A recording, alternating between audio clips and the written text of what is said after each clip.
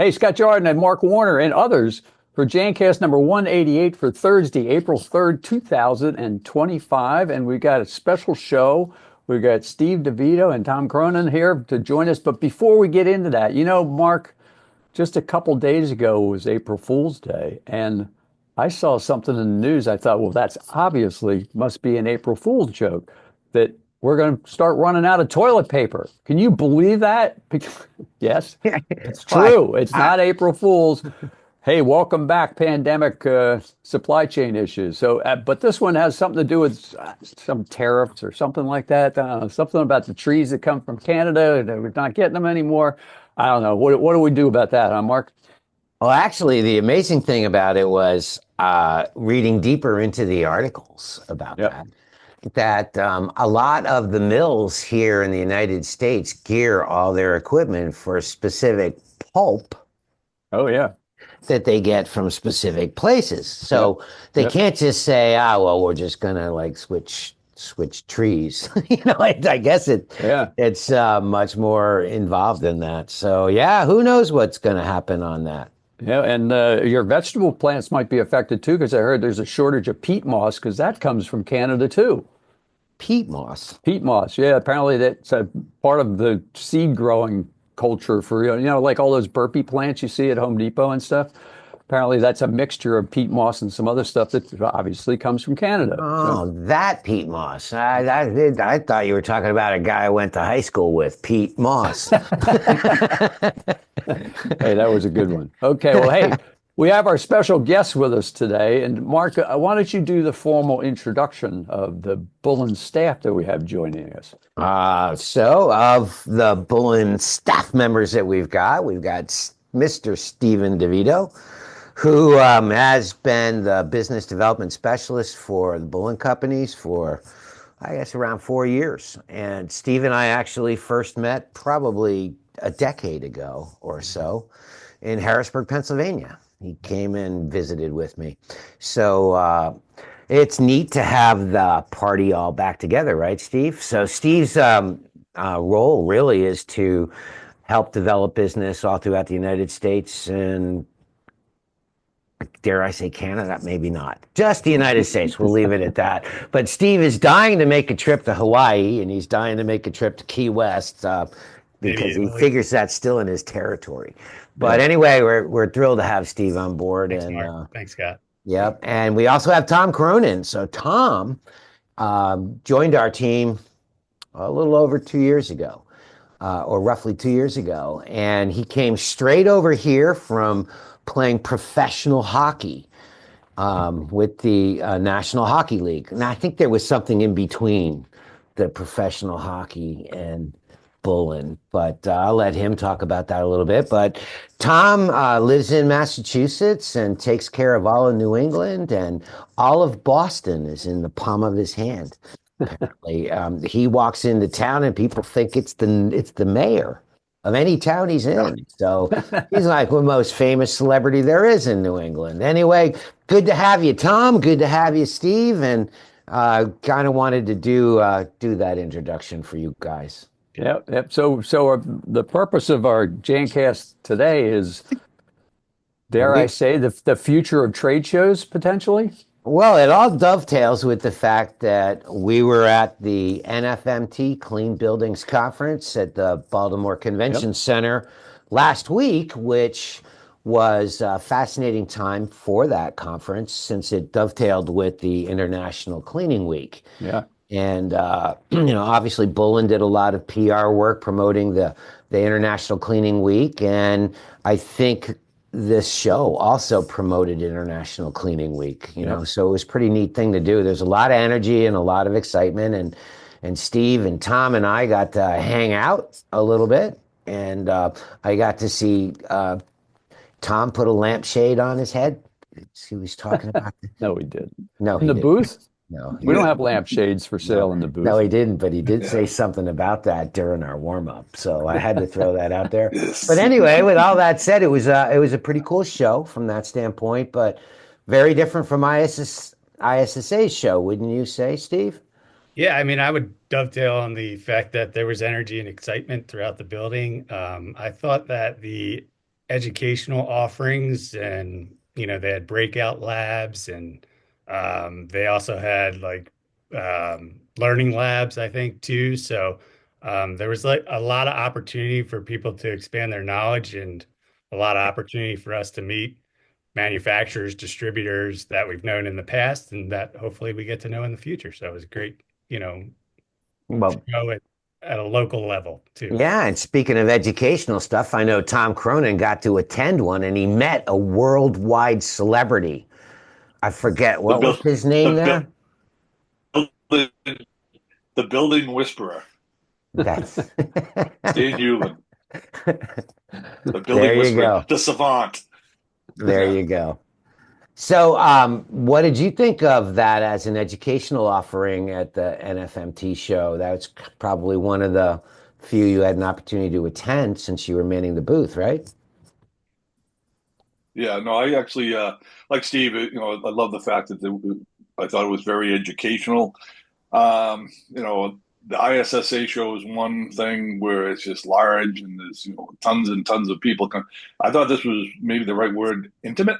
I thought that was the case, but it seemed like it was well attended, but yet you could actually sit and talk or stand and talk with potential customers and other people who's in the same trades as us and all that. So I thought it was a lot calmer, but very, very beneficial.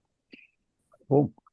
To tie into all that, just for the record, it wasn't just us at the booth. We had some VIP celebrities at the booth. We had Dinesh Wadhwani, who is the president and CEO of Think Light Air, and he was doing demonstrations of how quality of air interacts with quality of surfaces and their cleanliness and so on. So it was pretty neat, science-based piece. And Chris Mitchell was there as well, and he assisted in the booth. Very knowledgeable guy about the Bullen branded products. So it was neat to watch him in action. And this is somewhat of his home turf. So a lot of folks did know that guy.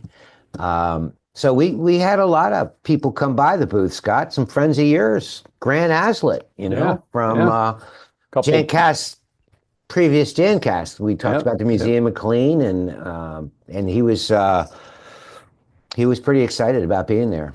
Cool. And by the way, put in a word for, maybe doing another VIP visit. Well, nice to have people want to come back on. So explain to me why this show kind of has two phases to it, or two sponsors, I guess. I mean, it doesn't make a lot of sense to me, but maybe it does to somebody. Well, I had the opportunity to talk to Charlie Collins, who is the senior marketing manager for Trade Press Media. And I kind of posed the question to him because the way the show was set up, it was somewhat partitioned off between the National Facility Manager and Technology Show and the Clean Building Conference. They're all in the same hall, so it wasn't like they were in separate, venues, but it was partitioned off. And, part of it is because there were two sponsors, Scott. There was Trade Press Media that was doing the Clean Buildings Conference, and another media group that was involved with sponsoring the NFMT part of the show. I might have that reversed, but because there's two hosts, it did set up, I think in their minds, a need to partition it off. But I talked about that as being unusual. Yeah. We would see people walking by the gates and they'd say, well, come on out and play. And we were like, no, we can't. We're in jail. But then we spun that around to say, no, actually, this is the VIP lounge. We have our own bouncers. You have to show your card to get in this end of it. And so Steve and Tom and I were able to drag people into the Clean Building Conference part of it. So Steve, did I exaggerate a little bit there? Maybe. I mean, I think you were right on. I just, one thing I would say is it's nice to be in an atmosphere where you're not sitting next to, maybe seven or eight other chemical manufacturers, to go out on a limb and say that. But because of uh, the actual attendees being there, you're seeing a pretty nice breadth of different types of segments, which was good for us, I think. So that was one of the positives I would take away from that. So One of the other things that I did notice about it, Scott, because we've done NFMT I've been not only involved as an exhibitor, but Yeah. geez, for decades I've been going there as an attendee just to walk through it.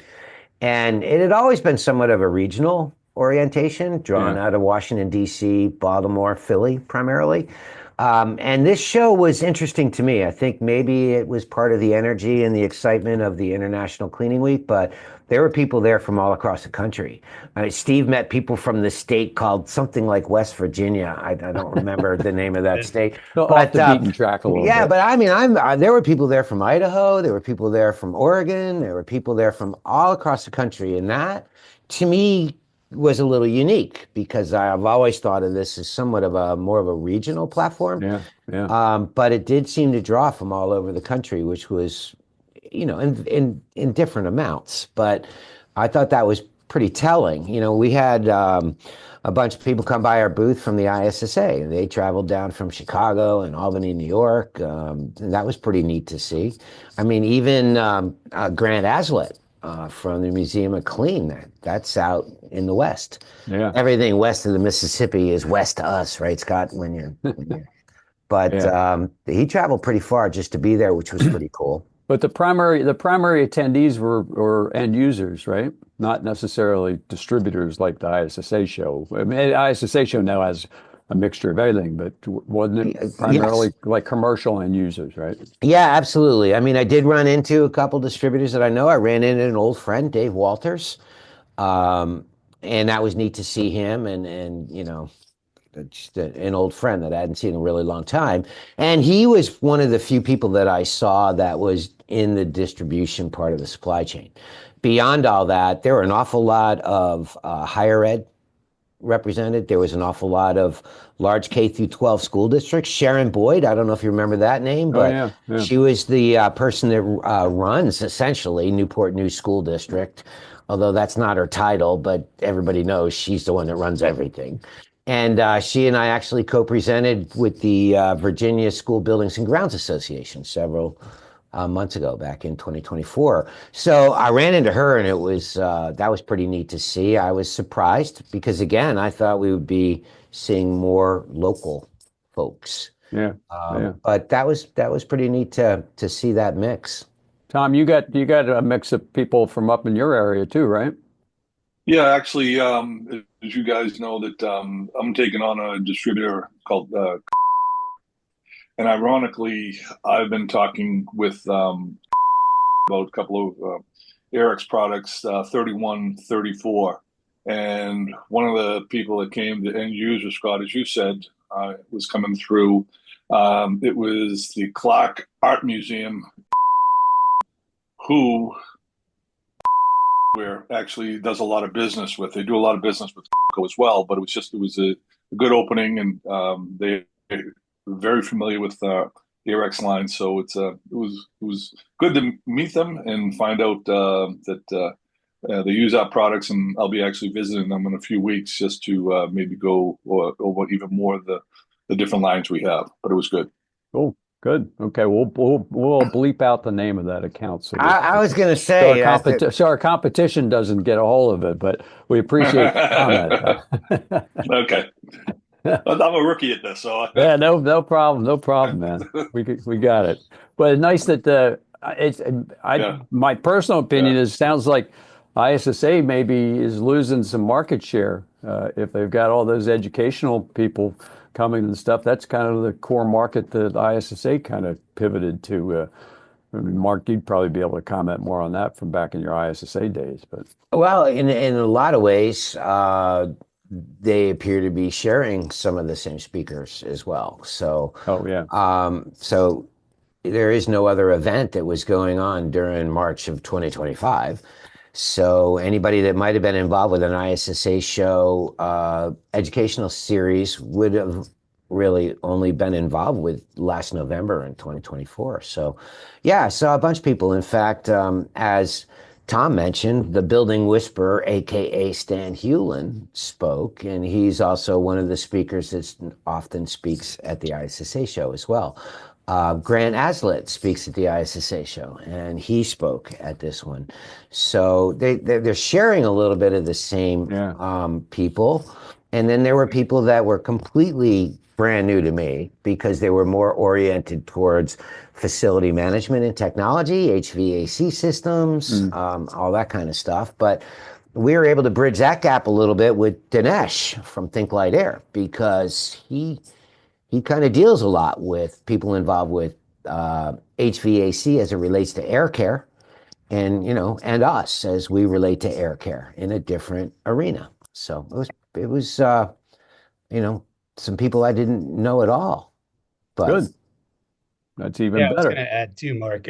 When you look at kind of the show floor on the NFMT side and the amount of software and metric type booths that were there, as well as the educational piece related to very AI oriented, that Hmm. you can tell what's important to kind of these large facility managers as tracking metrics, Yeah. efficiencies and things like that. So it was a little eye-opening to see that, where their priorities are when they're coming to look at the show too. So They're talking a lot of money potentially saved yeah, by doing things more efficiently, right? Yeah. a Good. lot So of you, a lot of AI, Scott. There was yeah, a yeah. lot of AI, not just in there was a lot of AI. Even the equipment manufacturers related to Janssen had a presence there based on their robotics, which is all AI too. So Cool. there was a lot of AI. Well, so the I guess the closing note might be, are we going to go to the next one? Because they're moving it, right, Mark? Yeah, the 2026 event is being moved to Charlotte, Yeah. and that's kind of interesting to me. I guess Steve and I were joking about a little bit, be a little warmer down there, right, Steve? I mean, I thought we were renting the Airstream and going down. I mean, Yeah, there Yeah, there you you go. go. Okay. That's closer than Vegas. Yeah. I could shoot over there. Yeah. Yeah, so that I'm not really sure what drove that change. I think the legacy of the NFMT show has been the Baltimore Convention Center, Yeah. but the Baltimore Convention Center has gone through a lot of rebuild, reconstruction, renovation. They've invested tons of money, and I would imagine this was probably a fairly costly show to put on in a Mhm. venue like that. So. Maybe that's something to do with the move in location. I know that they'll be drawing a Yeah. different group of folks, right? They will be able to draw out of Atlanta, but I'm not sure how much they're going to draw out of DC and Yeah, Philly and maybe Baltimore. Richmond. Yeah. Yeah, true, true. Richmond, John Hill will end up showing up. Oh, There by you the go. way, Scott, I got to do a shout out to Alejandra. Alejandra was on our Jancast.com Yep. Yep. and kind of talked about the bilingual thing. And Alejandra came by to say hello, and she brought Lexi with her. Hmm. So it was like a big party. Well, any other names you want to drop there, Mark? Because it's good for cross promotion to put to make sure Well, we covered everybody you wanted to cover. Well, if anybody had kind of stayed tied in with Jancast when we were doing our review of the ISSA show, there were some names then that kind of came up again because we were talking about a unique type of dispenser that put disinfectant on it, and Mr. Borofsky was there, David Oh, okay. Borofsky. So There he you came go. by the booth. He was sending people over, and vice versa. So Yep. just dropping a few names there. Well, Um, Kind of that's like to do that. that's the Revo unit. Yep. Yeah, that we had at our booth in ISSA. So great. Well, thanks very much, guys, for joining us. Number two for Steve. We'll get that coat out with a number two on it pretty soon. And See, you don't get a coat for only one, Tom. You Uh, got to get at least two under your belt before you get the coat with the removable number that you can keep changing. yeah. Steve has entered into a pretty unique club. I think about that, Scott. Yeah, I mean, how many people have actually had a second visit? that's right. I And mean, I the feel first good. time Steve was Feels on, the good. numbers were crazy because I think he got all of his kids to get their buddies, they log in and listen to the show, and their parents are, because I just went through the roof. I don't know what was going on, Steve, but I have 70 cousins. That's what it is. seemed a little fishy to me. Well, thanks very much, everybody, for tuning in, and stay tuned for the next Jancast. And we're going to add to the end of the show here. Everybody's commented on how great the theme song is, but we're going to put the actual script to what's the proper word for that? Score. The score. We're going to put the score up for the theme song at the end here. So those of you that want to follow along, you can do it word by word. So well, my favorite thing about the theme song was something that was revealed to me today for the first time. That rather than walking around his house humming the theme song to Friends, Steve Devito walks around his house humming the theme song to Jancast.com. I think many two-time members to Jancast actually do that. So. well played, Steve. Well played. I know, very good. Okay, guys. See y'all. Thanks for joining us. Bye-bye. See you guys. Thank you.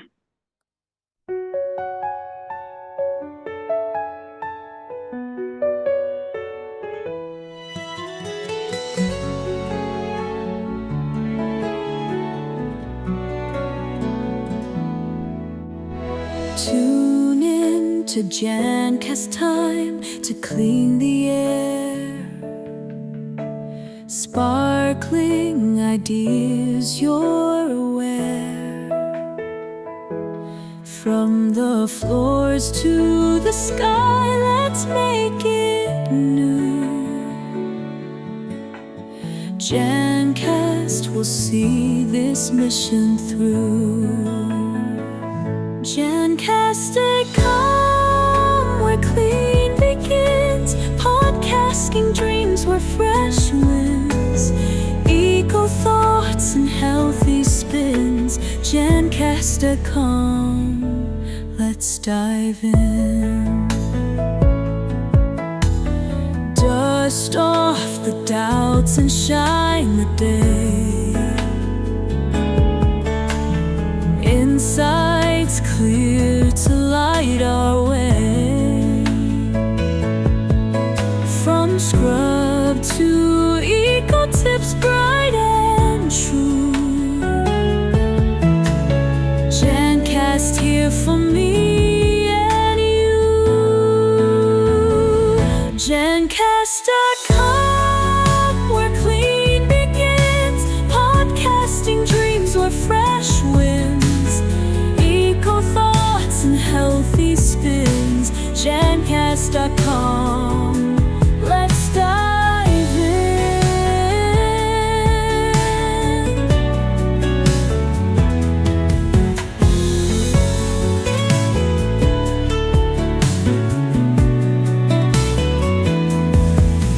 Dust off the doubts and shine the day. Insights clear to light our way. From scrub to eco tips, bright and true. Jancast here for me and you.